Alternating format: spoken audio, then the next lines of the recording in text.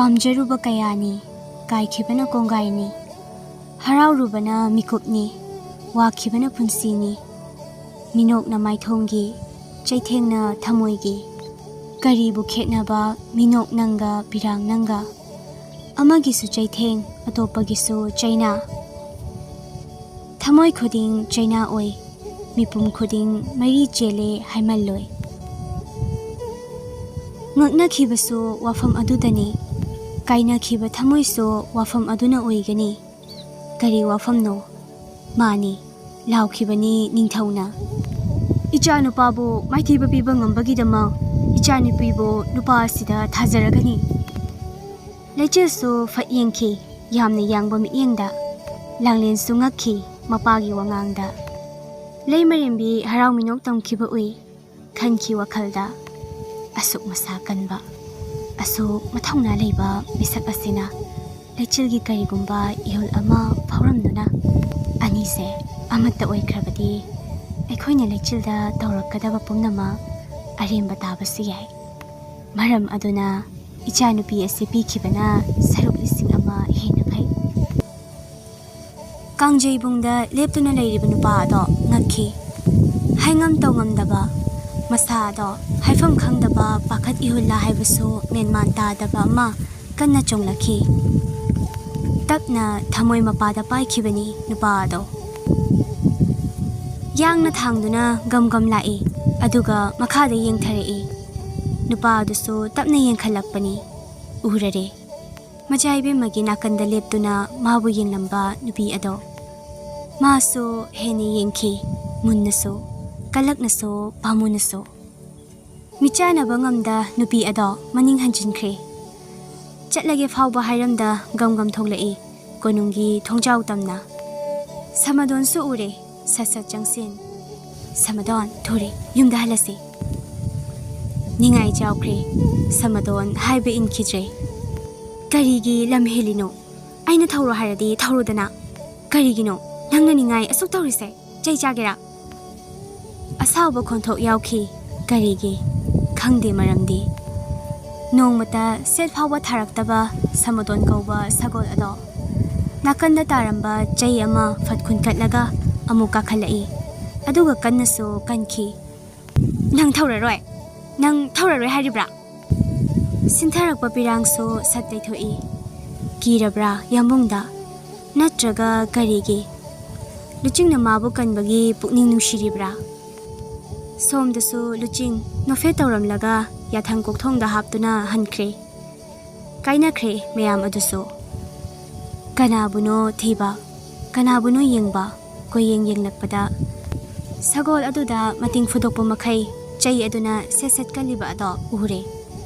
Nupa adusu jangsinduna kaliba lechilgi chai ado tapmuli. Sa sida ngorol thokte matagum, nating fudokpa makai sauribado karigino. Aigi sagolni, aina tawni. Nangi sagol oirasu sa khudingmak aigini. Maram chadi saubagi. Konungda sauraga karisu khangdaba sa asida phudokano. Maram chaba chadaba ai khangde. Sauninglure, phure. Nangi karina thausu leibagino, ai kaliba. Sarangda adum leibadagi ai bu chingthokliba karigino. Adugira nangna saurise. Ai saude. Kanada suwaraude. Adubu machin theba midi aina khwai hainade. Chatho chatke. Majaibe maga leibun sembiro. Aisu sizeming thol karage. Hanba konbana amani. Rachel. Wasu makata bangamde. Karigi pumnamaksu kahalubra. Kalai ida haujikta. Ningam lakteda kona thangda. Kauraga wahainingai leitradi kaurakano. Ai chatke. Hairamduna thaukre samadonbo. Maram chade saubagi. Samadon so nupa adubu ngairambra. Marai tauda thaukre. Luching mi leite khangda sakmang khibani. Loya khangpre khangi. Karino haujikido haina ningloi. Yam thunasu lechilbu tanakhi. Konungdani. Langlen magi kada kapli pena. Kari iragi. Karamba makhak yidandino. Aigi ifamda hanjin su pibhiriba. Pamdre. Sana birano. Punsigi lila. Ai nohongba pamde. Lay marimbi thong ado hangdoraklaga jai thangba horakle. Hey, napa na siliba se nangi phana bani. Nang wa nganganu ko. Taning de kap kanu. Wa masu haijaba ngamda higil chingladuna lehore. Lanmi athauba ado sauna makhogi mi manga aduda hairi. Kaishu leitaba nupi mahakna aikhoibu sokhalamba. Karamba leiwatin wa sanabino. Marai kakani sakti sizinnadanaba.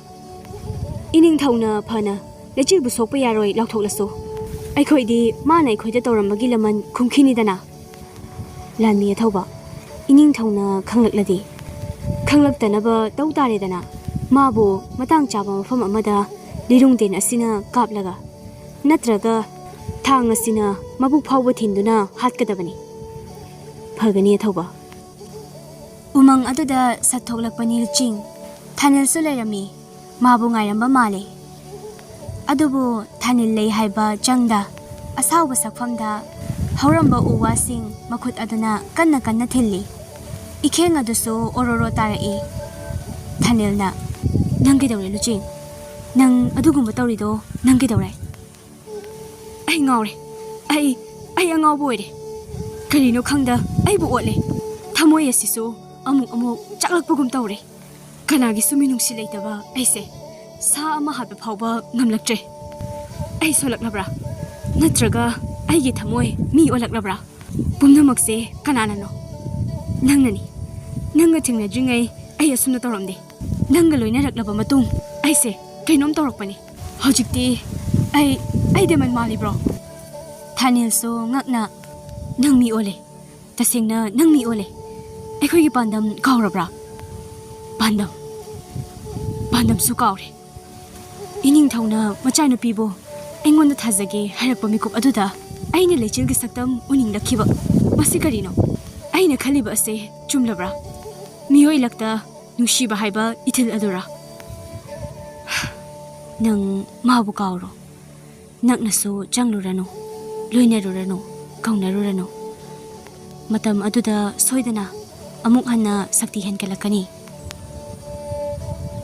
Luching makhut aduda tariba iyado fahanaba mamit ado machuwa mo olakle.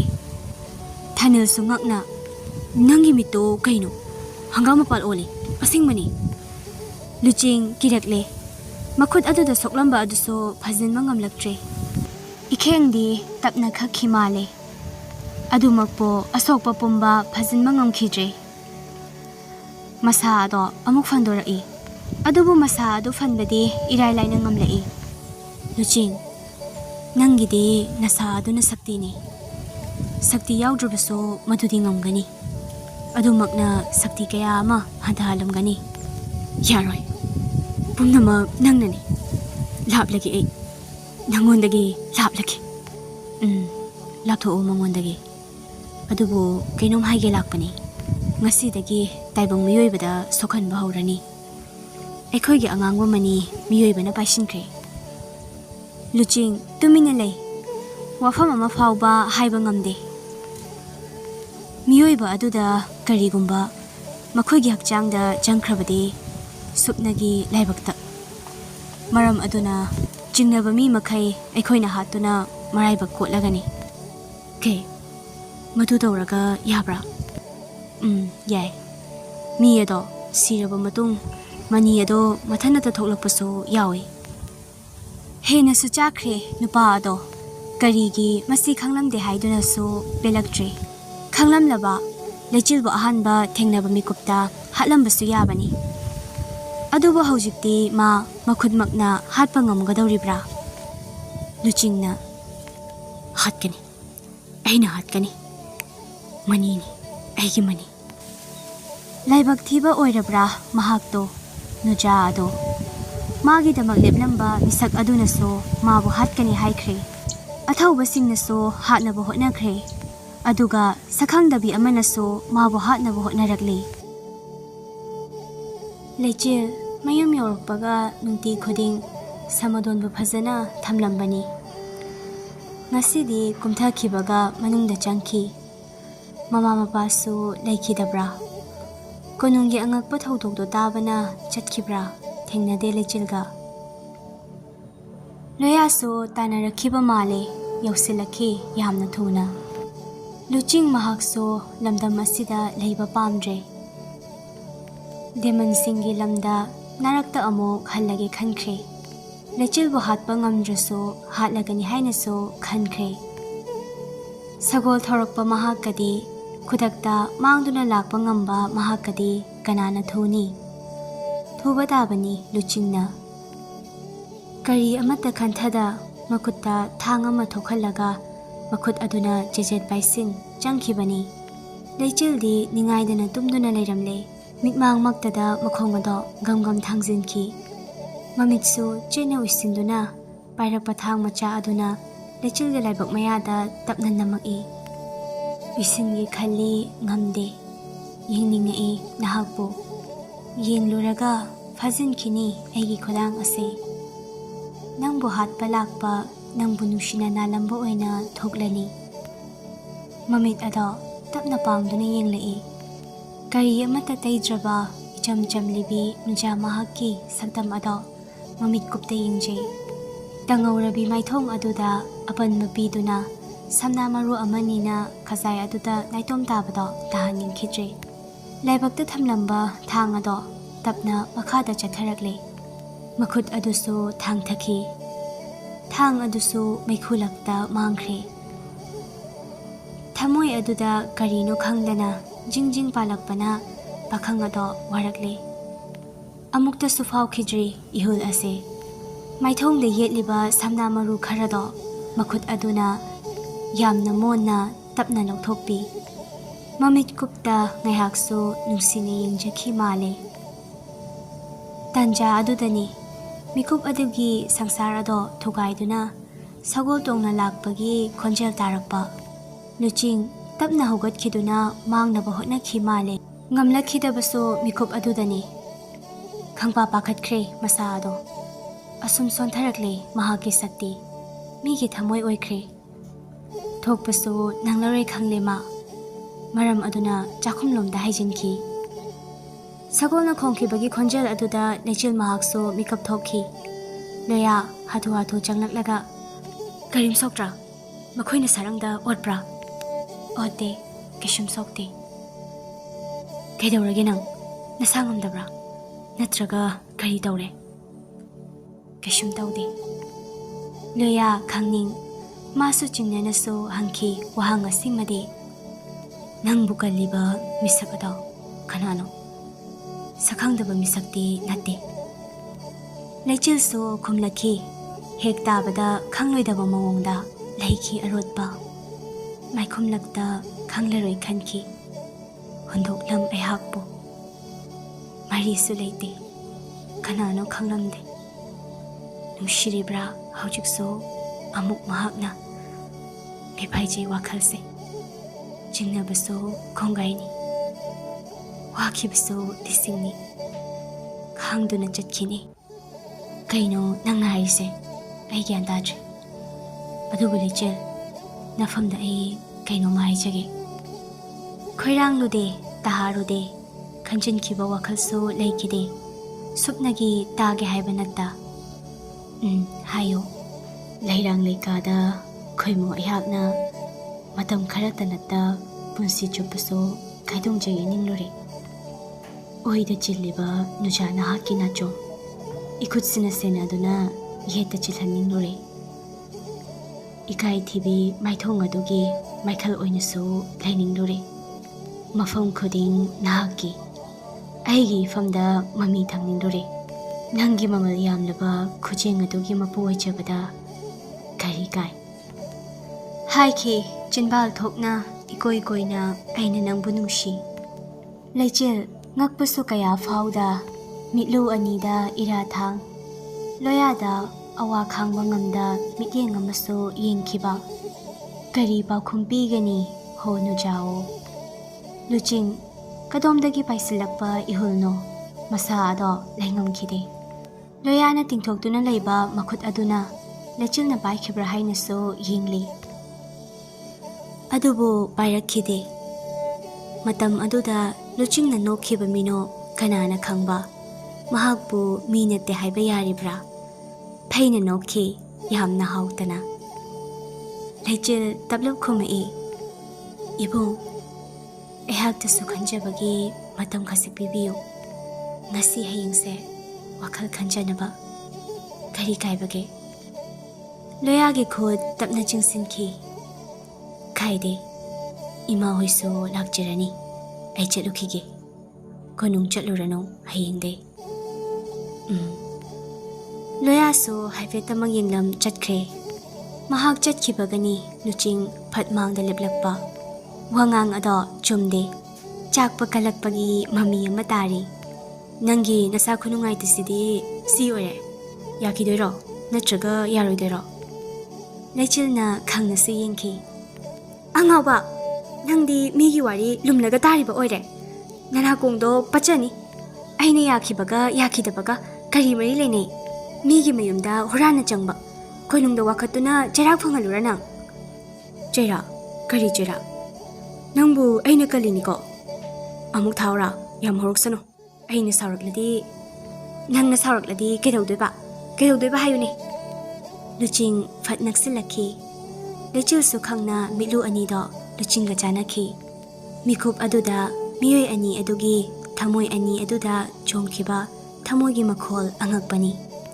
ꯙꯛ ꯙꯛ ꯙꯛ ꯙꯛ ꯐꯥꯊꯕꯁꯨ ꯉꯝꯗ ꯃꯄꯥꯟꯗꯒꯤ ꯀꯧꯔꯛꯏ ꯊꯣꯏꯕꯤ ꯅꯪ ꯂꯥꯛꯂꯕ꯭ꯔꯣ ꯂꯩꯆꯤꯜꯅ ꯂꯨꯆꯤꯡ ꯑꯝꯇ ꯏꯃꯥ ꯍꯣꯏ ꯂꯥꯛꯑꯦꯕ ꯆꯠꯐꯝꯁꯨ ꯂꯩꯇꯦ ꯀꯗꯥꯏꯗ ꯆꯠꯇꯣꯔꯤꯒꯦ ꯃꯃꯥꯡꯁꯨ ꯅꯠꯇꯅ ꯃꯅꯤꯡꯒꯤ ꯊꯣꯡ ꯑꯗꯨꯗ ꯊꯣꯛꯈ꯭ꯔꯣ ꯑꯗꯨꯒꯅꯦ ꯏꯌꯥꯏꯗ ꯏꯔꯣꯏꯔꯒ ꯆꯠꯈ꯭ꯔꯣ ꯂꯨꯆꯤꯡꯁꯨ ꯍꯣꯏ ꯑꯗꯨꯅ ꯐꯔꯅꯤ ꯍꯥꯏꯔꯝꯂꯒ ꯃꯅꯤꯡ ꯊꯣꯡ ꯑꯗꯣ ꯍꯥꯡꯗꯣꯛꯏ ꯑꯗꯨꯒ ꯈꯔ ꯆꯦꯜꯂꯛꯂꯒ ꯏꯌꯥꯏꯗ ꯆꯣꯡꯊꯈ꯭ꯔꯦ ꯃꯦꯝꯆꯥꯁꯨ ꯃꯅꯨꯡꯗ ꯆꯪꯂꯛꯂꯒ ꯊꯣꯏꯕꯤ ꯅꯪꯕꯨ ꯀꯔꯤ ꯑꯃꯠꯇ ꯇꯧꯗꯦ ꯇꯧꯗꯦ ꯏꯃꯥ ꯉꯥꯏꯈꯣꯅꯤ ꯅꯪꯕꯨ ꯀꯜꯂꯤꯕ ꯃꯤꯁꯛ ꯑꯗꯣ ꯀꯅꯥꯅꯣ ꯂꯩ ꯀꯣꯛ ꯆꯥꯛꯄ ꯑꯃ ꯊꯃꯣꯏ ꯄꯥꯟꯗꯕ ꯑꯃ ꯅꯨꯡꯁꯤꯔꯁꯨ ꯅꯨꯡꯁꯤꯔꯨꯅꯨ ꯍꯥꯏꯈꯤꯕ ꯑꯃ ꯁꯣꯝꯗꯅ ꯀꯝꯗꯧꯔꯤ ꯀꯣꯅꯨꯡ ꯑꯗꯨꯗꯅꯤ ꯂꯩꯃꯔꯦꯝꯕꯤꯒ ꯅꯤꯡꯊꯧꯒ ꯃꯅꯥꯏ ꯑꯊꯧꯕꯅ ꯇꯝꯂꯛꯄ ꯋꯥꯔꯤ ꯑꯗꯣ ꯀꯨꯞꯅ ꯈꯟꯅꯔꯤ ꯀꯔꯤꯅꯣ ꯍꯥꯏꯔꯤꯁꯤꯕꯨ ꯏꯅꯤꯡꯊꯧ ꯑꯗꯨꯗꯤ